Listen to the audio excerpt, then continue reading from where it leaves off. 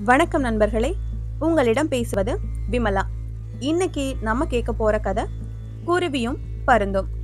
காட்டிலே ஒரு முனிவர் தவம் செய்து கொண்டிருந்தார். அவர் தொடையிலே ஒரு சிட்டுக்குருவி வந்து உட்கார்ந்தது. முனிவர் அதை நோக்கினார். சிட்டுக்குருவியின் சின்ன சிறிய அழகான உருவம் அவர் உள்ளத்திலே அன்பு பெருக செய்தது. ஆதரவாக அவர் அதன் முதுகை தடவி கொடுத்தார். அன்பின் மிகுதியால் அதற்கு தாம் கற்ற கல்வி முழுவதையும் கற்றுக் கொடுத்தார். சிட்டுக்குருவி சிறந்த கல்வி அறிவு பெற்றது. அது பறவைகளிடம் திரும்பி சென்றபோது எந்த பறவையும் கல்வியில் அதற்கு நிகராக நிற்க முடியவில்லை.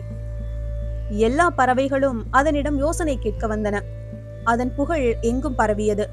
புகழ் பெருக பெருக சிட்டுக்குருவிக்கு செருக்கும் பெருகியது. கல்விக்கடலே நான் தான் என்று நினைத்தது.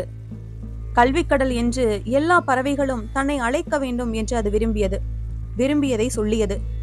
கல்விக்கடல் சிட்டுக்குருவியார் அவர்களே வணக்கம் என்று சொல்லித்தான் எந்த பறவையும் தன்னை அழைத்து பேச வேண்டும் என்று அது கூறியது. அவ்வாறு வணங்கி பேசாத பறவைகளுடன் அது பேச மறுத்தது. நாளுக்கு நாள் சிட்டுக்குருவியின் செருக்கு அதிகப்படுவதை கண்ட மற்ற பறவைகள் அதன் மேல் வெறுப்பு கொண்டன. சிட்டுக்குருவியுடன் அவமானமடைந்த சில பறவைகள் பருந்திடம் சென்று முறையிட்டன. சிட்டுக்குருவியின் அளவு கடந்த செருக்கை பற்றி பருந்து கேள்விப்பட்டது. கோபம் கொண்டு பருந்து பறந்து வந்தது. ஏய் சிட்டுக்குருவி என்று அழைத்தது. சிட்டுக்குருவி திரும்பி கூட பார்க்கவில்லை.